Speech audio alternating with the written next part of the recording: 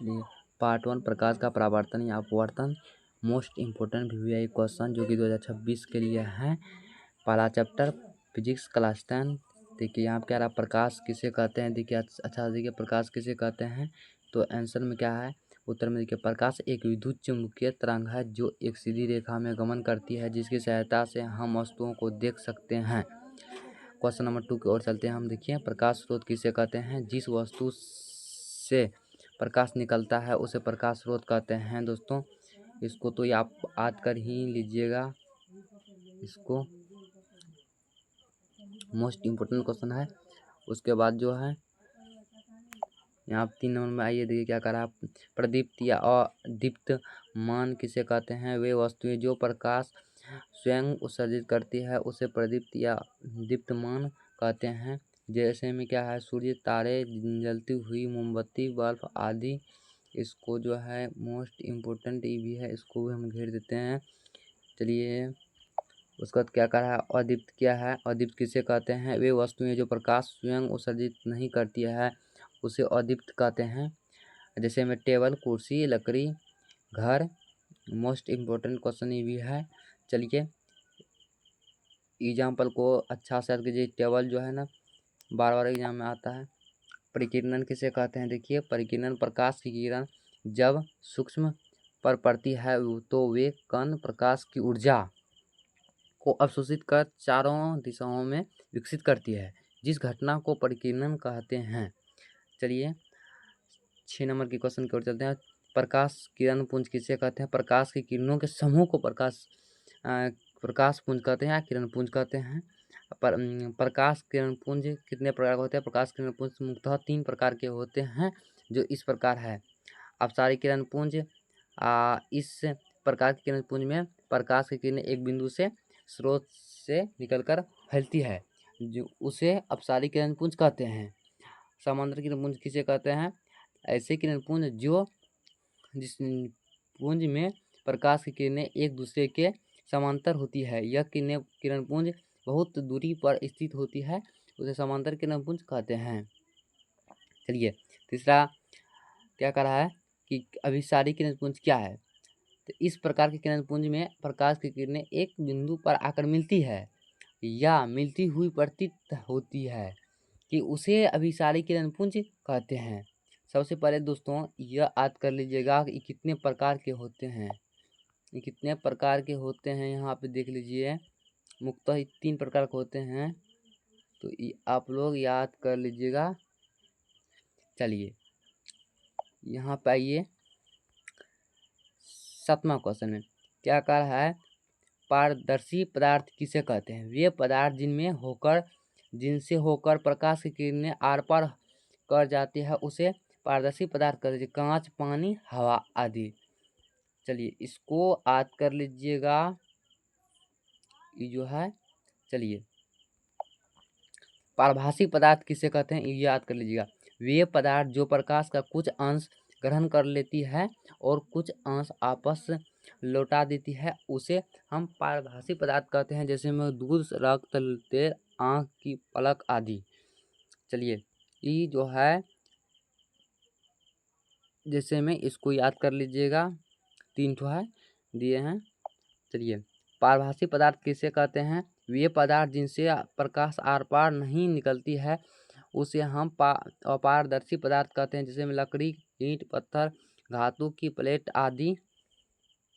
चलिए इसको भी आप यहाँ तक याद कर लीजिएगा। परावर्तन किसे कहते हैं, ये प्रकाश को किसी वस्तु से टकराकर वापस लौटने की घटना को परावर्तन कहते हैं। पर ये तो फिक्स क्वेश्चन है, ये तो आप लोग याद कर लीजिएगा। चलिए क्या लास्ट क्वेश्चन यहाँ पे 11 नंबर क्या कह रहा, प्रकाश के परावर्तन के कितने नियम होते हैं, नियम क्या है, प्रकाश की किरण किसी सात पर पकड़कर जिन नियमों का पालन करते हुए उस सतह से परिवर्तित होती है उन नियमों को परावर्तन के नियम कहते हैं। चलिए इसमें तो हम पूरा अच्छा से जो है ना पिक कर देते हैं, इसको याद कर लीजिएगा। उसके बाद जो बचा हुआ क्वेश्चन है 12 में, आइए इधर देख लेते हैं।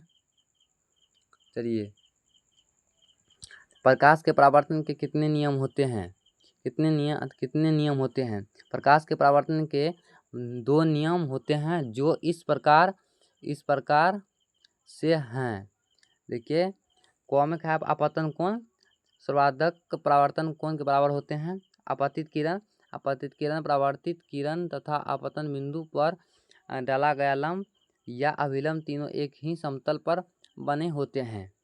चलिए, ये तो और गर्दा क्वेश्चन है।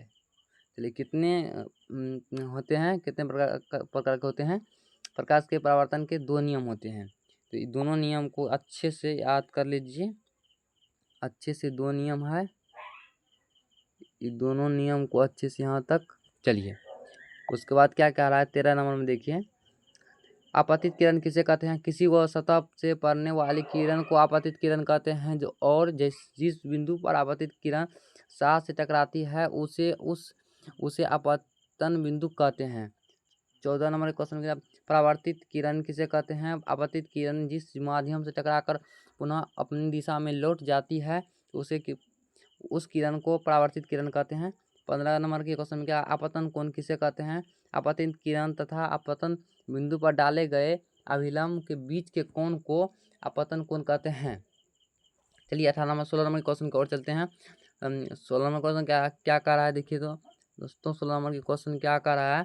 परावर्तन कोण किसे कहते हैं? परावर्तन किरण और आपतन बिंदु पर डाले गए लंब को अभिलंब कहते हैं। अभी परावर्तन कोण भी कहते हैं इसको। अच्छे से इसको याद कर लीजिएगा। यहाँ पे सबसे पहले उसके बाद क्या है? समतल दर्पण किसे कहते हैं? समतल दर्पण हम उस दर्पण को कहते हैं जिस पर पड़ने वाले प्रकाश की किरण ने बाद उसी पथ पर आपस लौट जाती है, उसे समतल दर्पण कहते हैं। 18 में देखिए क्या कह रहा है? गोलीय दर्पण किसे कहते हैं? गोलीय दर्पण उस दर्पण को कहते हैं जिनकी परावर्तक सतह किसी खोखले गोले की भाग होती है, यानी कि आधा भाग होती है, उसे समतल दर्पण कहते हैं। इसको भी याद कर लीजिएगा। ध्रुव दर्पण किसे कहते हैं? गोलीय दर्पण के मध्य बिंदु को दर्पण का ध्रुव कहते हैं। इसे पी से सूचित किया जाता है। इसे किससे सूचित किया जाता है? पी से सूचित किया जाता है। चलिए, वक्रता केंद्र किसे कहते हैं? गोलीय दर्पण जिस गोले का भाग होता है उसके केंद्र को वक्रता केंद्र कहते हैं। इसे सी से सूचित किया जाता है। इससे सी से सूचित किया जाता है। वक्रता त्रिज्या किसे कहते हैं? गोलीय दर्पण जिस गोले का होता है उसे वक्रता त्रिज्या कहते हैं। इसे आर से सूचित किया जाता है। इसे किससे सूचित किया जाता है? आर से। चलिए, मुख्य अक्ष किसे कहते हैं? गोलीय दर्पण के ध्रुव से वक्रता केंद्र को मिलाने वाली रेखा को मुख्य अक्ष कहते हैं। चलिए, अवतल दर्पण किसे कहते हैं? जिस दर्पण का परावर्तक सतह केंद्र की ओर झुका हुआ हो उसे अवतल दर्पण कहते हैं। 24 नंबर के क्वेश्चन की ओर चलते हैं। अवतल दर्पण किसे कहते हैं? जिस दर्पण का परावर्तक सतह केंद्र के विपरीत झुका हुआ हो, केंद्र के विपरीत में झुका हुआ हो, उसे उत्तल दर्पण कहते हैं। फोकस किसे कहते हैं? किसी वस्तु से चलने वाली प्रकाश की किरणें परावर्तन के बाद मुख्य अक्ष के जिस बिंदु पर मिलती है या मिलती हुई प्रतीत होती है कि उस बिंदु को फोकस कहते हैं। द्वारक किसे कहते हैं? द्वारक, इसको तो अच्छा से याद कीजिएगा। द्वारक किसे कहते हैं? दर्पण की चौड़ाई को हम उसका द्वारक कहते हैं। इसको याद कर लीजिएगा द्वारक को। ध्रुव किसे कहते हैं? गोलीय दर्पण के मध्य बिंदु को ध्रुव कहते हैं।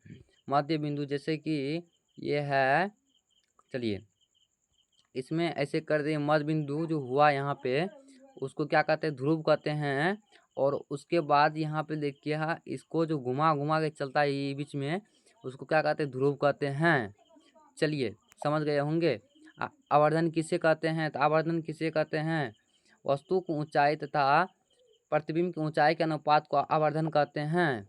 चलिए, कंप्लीट कर दिए हैं आपका question. Most important VI question जो कि 2026 के लिए है, फिजिक्स का क्लास 10। चलिए।